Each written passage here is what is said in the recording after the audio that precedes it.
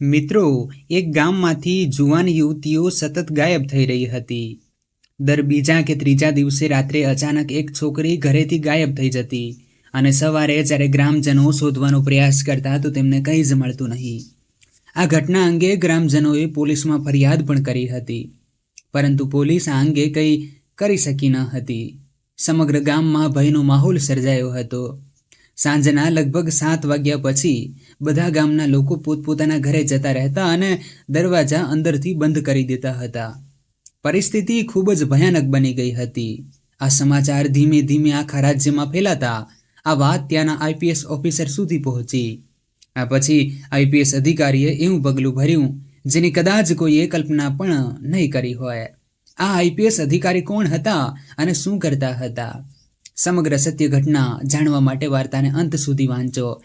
અને મિત્રો, જો તમે આપણી ચેનલ પર પહેલી વાર આવ્યા હોય તો ચેનલને અવશ્ય સબસ્ક્રાઇબ કરીને વિડીયોને લાઈક કરી દો, જેથી મારું મનોબળ મજબૂત બનેલું રહે.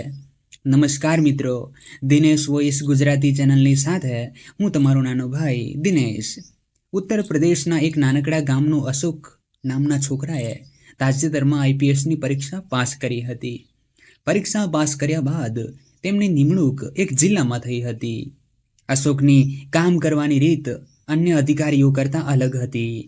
તેમના પરિવારે તેમને હંમેશા શીખવ્યું હતું કે જો કોઈને જીવનમાં મોટું પદ મળે તો વ્યક્તિએ પોતાની જવાબદારીઓ ઈમાનદારી અને નિષ્ઠાથી નિભાવવી જોઈએ.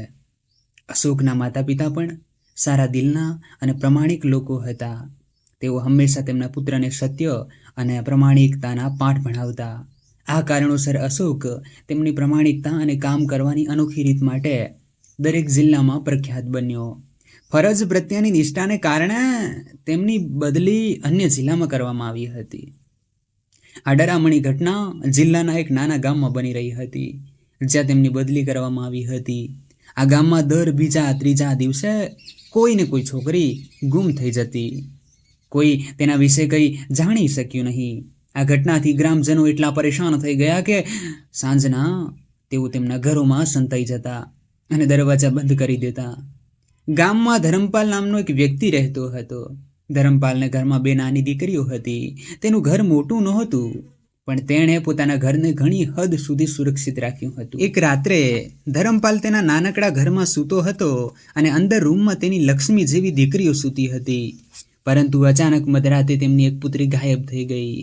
જ્યારે ધરમપાલે જોયું કે તેની પુત્રી ઘરે નથી, ત્યારે તે રડવા લાગ્યો. ઘરની બધી જ વસ્તુઓ તેમની જગ્યાએ જ પડી હતી. કંઈ પણ વસ્તુ સાથે છેડછાડ કરવામાં આવી ન હતી. ધરમપાલ માટે આનાથી પણ વધુ દુઃખદાયક બાબત એ હતી કે તેની યુવાન પુત્રી કોઈ પણ નિશાન કે પુરાવા વગર ગાયબ થઈ ગઈ હતી. આ પછી ધરમપાલ સ્થાનિક પોલીસ સ્ટેશન જાય છે અને તેની પુત્રીના ગુમ થવાનો રિપોર્ટ નોંધાવે છે. પોલીસ રિપોર્ટ લખે છે, પણ તેને કહે છે, ભાઈ, જે થયું તો થઈ ગયું. હવે તમારી દીકરી પાછી નહીં આવી શકે. વાસ્તવમાં પોલીસે આ મામલે અગાઉ પણ તપાસ કરવાની યોજના બનાવી હતી. ઘણો પ્રયાસ કર્યો હતો, પરંતુ કંઈ મળ્યું ન હતું. તેઓ સમજી શકતા ન હતા કે ગામમાં શું થઈ રહ્યું છે. ધરમપાલ પોલીસને વિનંતી કરવાનું ચાલુ રાખે છે અને કહે છે, સાહેબ, મહેરબાની કરીને મારી દીકરીને પાછી લાવો. હું મારી દીકરીને ખૂબ વહાલ કરું છું. હું તેના વિના જીવી શકતો નથી. ધરમપાલની વાત સાંભળીને પોલીસ કર્મીઓને પણ ખરાબ લાગ્યું, પરંતુ તેઓ લાચાર હતા, કારણ કે દરેક વખતે તેઓ ગામમાં ધ્યાન રાખતા હતા. પણ તે સમયે તો ત્યાં કોઈ ઘટના બની ન હતી. પોલીસ ધરમપાલને સાંત્વના આપે છે, પરંતુ તેની ફરિયાદ પર કોઈ નક્કર કાર્યવાહી કરતી નથી. ધીમે ધીમે 2-3 દિવસ પસાર થાય છે. આ પછી અચાનક ગામમાંથી બીજી છોકરી ગાયબ થઈ જાય છે. આ બધું જોઈને ધરમપાલ વધુ નારાજ થઈ જાય છે અને આ વખતે તે તેની ફરિયાદ ઉચ્ચ અધિકારીઓ સુધી પહોંચાડવાનો પ્રયાસ કરે છે. આખરે ધરમપાલ આઈપીએસ ઓફિસર અશોકને ત્યાં પહોંચે છે અને તેની પુત્રીના ગુમ થવા વિશે જણાવે છે. તે કહે છે, સર, મારી દીકરી ગામમાંથી ગુમ થઈ ગઈ છે અને પોલીસ આ મામલે કંઈ કરી રહી નથી. આ સાંભળીને આઈપીએસ અશોક ખૂબ જ ચિંતિત થઈ ગયા. તેઓ કહે છે, આવું કેમ? પોલીસ આ મામલે કોઈ પગલાં કેમ નથી લઈ રહી? આના પર ધરમપાલ તેને આખા ગામની પરિસ્થિતિ વિશે કહે છે અને કહે છે, સાહેબ, દર બીજા ત્રીજા દિવસે ગામની કોઈ ને કોઈ છોકરી ગાયબ થઈ જાય છે અને તેનો કોઈ પતો મળ્યો નથી. આઈપીએસ અશોક ધર્મપાલને સાંત્વના આપે છે અને કહે છે, ચિંતા કરશો નહીં, હું આ બાબતની અંગત રીતે તપાસ કરીશ અને પોલીસને તમારી દીકરીને વહેલી તકે શોધવાનો આદેશ આપીશ. આ પછી આઈપીએસ અશોક સ્થાનિક પોલીસ સ્ટેશનને પહોંચે છે અને પોલીસ પાસેથી સમગ્ર કેસની વિગતો લે છે. પોલીસ કર્મી તેમને કહે છે, સર, તે ગામમાં શું થઈ રહ્યું છે તે અમને સમજાતું નથી. જ્યારે પણ અમે ત્યાં જઈએ છીએ અને તકેદારી રાખીએ છીએ તે સમયે કોઈ ઘટના બનતી નથી, પરંતુ ત્યાંથી પાછા ફરતાની સાથે જ આ ઘટનાઓ ફરી શરૂ થઈ જાય છે. ઘણી વખત અમે ગામમાં આખી રાત ચોકી કરી છે, પરંતુ જે દિવસે અમે ત્યાં ચોકીદારી રાખીએ છીએ તે દિવસે એક પણ છોકરી ગુમ થઈ જતી નથી. હવે આ ઘટનાઓમાં ગામની કોઈ વ્યક્તિ સંડોવાયેલી છે કે બહારની કોઈ વ્યક્તિ, આ અંગે કંઈ પણ કહેવું મુશ્કેલ છે. આ બધું સાંભળીને અશોક સર વધુ આશ્ચર્યચકિત થઈ ગયા, પરંતુ તેમણે પોલીસને કડક આદેશ આપ્યો કે તે છોકરીઓને વહેલી તકે શોધીને આ કેસનો ઉકેલ લાવે. ઓર્ડર આપીને તે તેમના નિવાસ સ્થાને પાછા ફર્યા અને આ ઘટનાઓ વિશે વિચારતા વિચારતા તેઓ સૂઈ ગયા. તેમને તેમના પિતાએ કહેલી વાત યાદ આવવા માંડી. તેના પિતાએ કહ્યું હતું કે, દીકરા, જો તારી પાસે કોઈ મોટી સત્તા હોય તો તેનો યોગ્ય ઉપયોગ કરજે. તને ગમે તે જવાબદારી મળે, જે પણ આપવામાં આવે છે તે પૂરી ઈમાનદારી અને સમર્થન સાથે પૂર્ણ કરજે.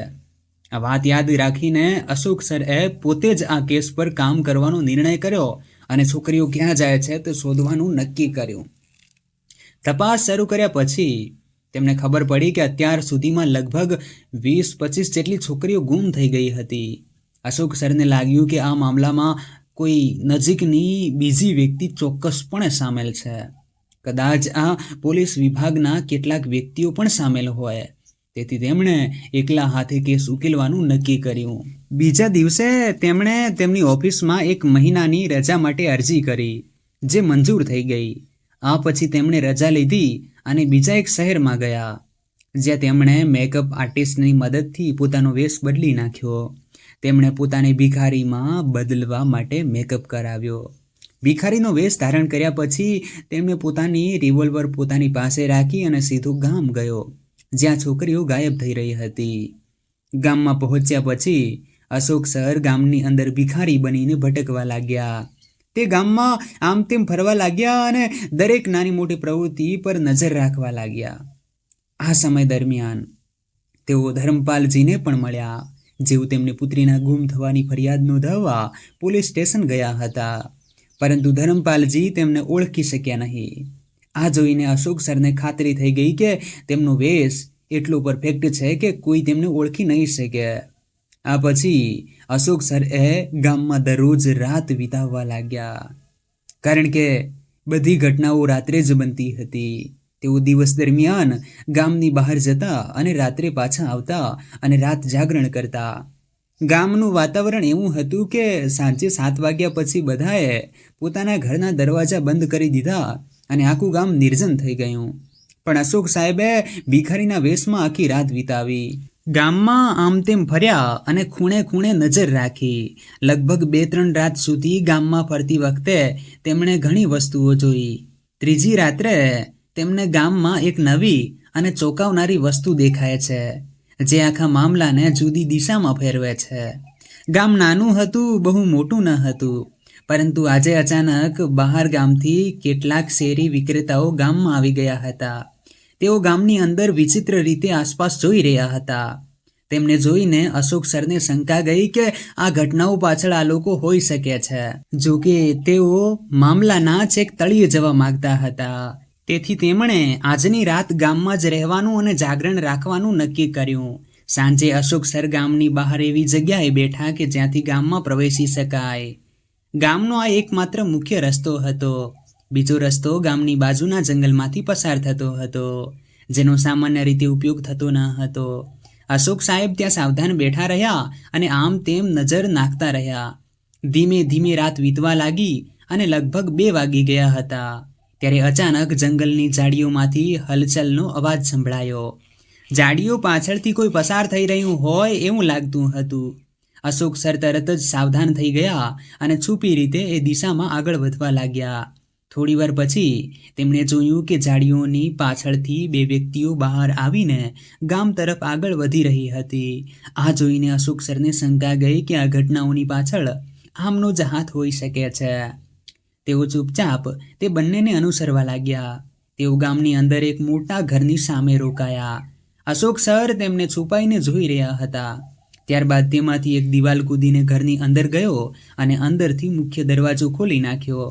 આ પછી અન્ય વ્યક્તિ પણ ઘરની અંદર ગયો. થોડા સમય પછી બંને જણા એક છોકરીને ગભા પર લઈને તે ઘરની બહાર નીકળતા જોવા મળ્યા.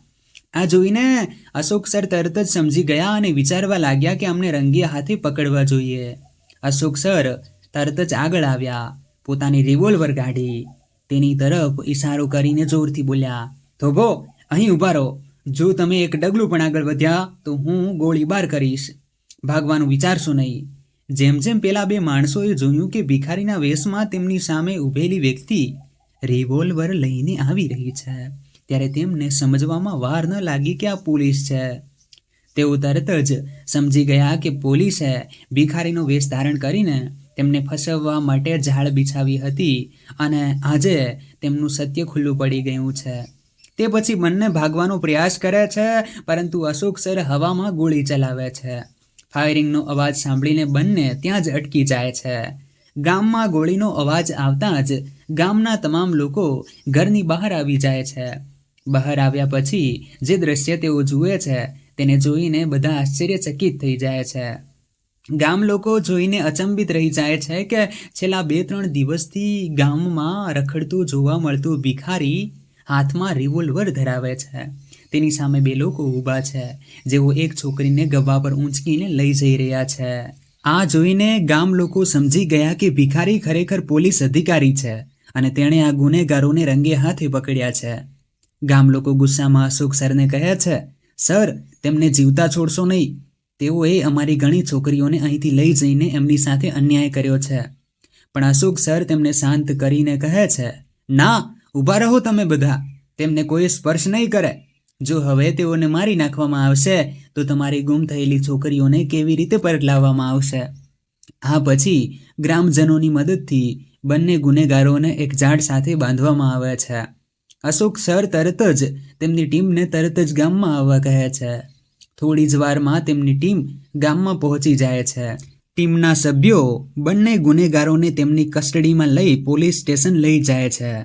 જ્યારે બંનેને પોલીસ સ્ટેશન લઈ જઈ પોલીસ સ્ટાઇલમાં પૂછપરછ કરવામાં આવે છે ત્યારે તેઓ સમગ્ર સત્યનો ખુલાસો કરે છે. તેઓ કહે છે કે સર, અમે ગામડામાંથી છોકરીઓ ઉપાડીએ છીએ અને વિદેશમાં વેચીએ છીએ. પોલીસવાળા તેમને પૂછે છે કે તમે કેવી રીતે છોકરીઓને ઉપાડી જાઓ છો કે અત્યાર સુધી કોઈની પકડમાં ના આવ્યા? અમે પણ ત્યાં ચોકી કરવા માટે ઘણી વાર આવ્યા, પરંતુ તમે એ વખતે શા માટે ના આવ્યા? આનો જવાબ તેઓ આપે છે, જ્યારે તમે ચોકી રાખતા હતા ત્યારે અમને ખબર પડી જતી કે તમે લોકો અહીંયા ચોકી કરો છો. પણ આજે જે સાહેબ અહીંયા ચોકી કરવા આવ્યા હતા તેમણે અમને કંઈ પણ ખબર ના પડવા દીધી કે તેઓ અહીંયા ચોકી કરે છે. તેમણે અમને ખ્યાલ ન આવવા દીધો કે અહીંયા પોલીસ પણ હોઈ શકે છે. તેથી જ અમે ફસાઈ ગયા. તે આગળ જણાવે છે, અમે દિવસ દરમિયાન ફેરીઓ બનીને ગામમાં ફરતા હતા અને દરેક ઘરની તપાસ કરતા હતા. જે ઘરમાં જ્યારે પણ કોઈ યુવાન અને સુંદર છોકરી દેખાય ત્યારે અમે તે ઘરને પોતાનું નિશાન બનાવી લેતા. રાત્રે લગભગ 2 વાગે અમે તે ઘરમાં પ્રવેશતા અને ત્યાં અમારો ખાસ ગેસ છાંટતા. આ ગેસની અસરને કારણે ઘરના બધા લોકો ગાંડ નિદ્રામાં સરી પડતા હતા. આ પછી અમે તે છોકરીને ચૂપચાપ ઉપાડતા અને ત્યાંથી લઈને ચાલ્યા જતા. અમારું કામ પૂરું થઈ જતું અને કોઈને તેની ખબર પણ પડતી નહીં. આ પછી પોલીસ તેમને પૂછે છે કે તેમની સાથે બીજું કોણ સામેલ હતું. અમને બધા ગુનેગારોના ચાલો નામ જણાવો. તો તેઓ એ બધા ગુનેગારોના નામ જણાવે છે જે આવા નીચ કામમાં સામેલ હોય છે. પછી પોલીસ ગેંગ બાકીના ગુંડાઓને પણ સ્થળ પર જ ધરપકડ કરે છે અને આ ગામમાંથી ગુમ થયેલી કેટલીક છોકરીઓને પોલીસ સલામત રીતે પાછી લાવે છે. આ પછી આઈપીએસ અશોક સર તેમની ટીમ સાથે તે છોકરીઓને લઈને ગામમાં પહોંચે છે. તેઓ છોકરીઓને સુરક્ષિત રીતે તેમના માતા પિતાને પરત કરે છે. વાત રહી જે છોકરીઓને હજુ બચાવી શકાઈ નથી, એમની તો અશોક સર એમના માતા પિતાને ખાતરી આપતા કહે છે, અમારી તપાસ ચાલુ છે, તમારી દીકરીઓ પણ ટૂંક સમયમાં પાછી આવી જશે, અમારું તમને વચન છે. જ્યારે ધરમપાલ તેની પુત્રીને પાછી આવતી જુએ છે ત્યારે તેની આંખો આંસુઓથી ભરાઈ જાય છે. તે આઈપીએસ અશોક સરના પગે પડે છે અને રડવા લાગે છે. અશોક સર તેમને ગળે લગાવે છે અને કહે છે, બાબા તમે હવે કેમ રડો છો?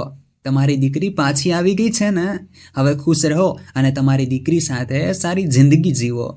ધરમપાલ કહે છે, ના સાહેબ, જ્યારે મેં મારી દીકરીના ગુમ થયાની જાણ કરી ત્યારે મને આ વાતની ખબર ન હતી કે પોલીસ વિભાગ કે જેઓ પોતાની ફરજ બજાવવા માટે ભિખારીનો વેશ પણ ધારણ કરી શકે છે. તમે અમારા ગામમાં ભિખારી બનીને ફરતા હતા અને અમે તમને ઓળખી પણ ન શક્યા. અશોક સરે હસતા હસતા તેમણે જવાબ આપ્યો, તે અમારી ફરજ છે અને હું મારી ફરજ નિભાવવા માટે કોઈ પણ હદે જઈ શકું છું. હા, પછી અશોક સર ગામમાંથી પાછા ફર્યા છે અને પોતાની ફરજો સંભાળે છે. પકડાયેલા ગુનેગારો સામે કડક કાર્યવાહી કરવામાં આવે છે, તેમને કોર્ટમાં રજૂ કરવામાં આવે છે અને તેમની સામે ટ્રાયલ થાય છે. ટ્રાયલ પછી તમામ ગુનેગારોને સજા કરવામાં આવે છે. આ સમાચાર આખા વિસ્તારમાં ફેલાઈ જાય છે. બધા અશોક સરની બહાદુરી અને ફરજ પ્રત્યેની નિષ્ઠાના વખાણ કરે છે. આ સમાચાર અશોક સરના ગામ અને તેમના માતા પિતા સુધી પણ પહોંચે છે. તેમના ગામના લોકો અશોક સરની ખૂબ પ્રશંસા કરે છે. જ્યારે તેમના માતા પિતા આ સાંભળે છે ત્યારે તેઓ તેમના પુત્ર પર ગર્વ અનુભવે છે. તો મિત્રો, આ એક એવા આઈપીએસ ઓફિસરની કહાની હતી જેમણે પોતાની ફરજ બજાવતી વખતે ભિખારીનો વેશ ધારણ કરીને એક મોટા ગુનાનો પર્દાફાશ કર્યો હતો.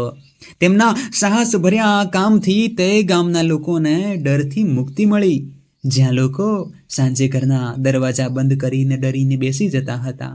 હા, આઈપીએસ અધિકારી વિશે તમારું શું કહેવું છે? તમારો અભિપ્રાય કોમેન્ટ બોક્સમાં જરૂર લખો. જો તમને આ વાર્તા પસંદ આવી હોય તો તેને લાઈક કરો અને આપણી ચેનલને સબસ્ક્રાઈબ કરો, જેથી અમને વધુ સારી વિડીયોઝ બનાવવા માટે તમારી પ્રશંસાથી પ્રોત્સાહન મળી શકે. આ વાર્તાનો હેતુ કોઈને નારાજ કરવાનો નથી, પરંતુ સમાજ પ્રત્યે જાગૃતિ વધારવા માટેનો છે. હવે પછીની વાર્તામાં મળીશું એક નવા વિષય સાથે. ત્યાં સુધી જય હિન્દ, જય Bharat. Like, share and subscribe please.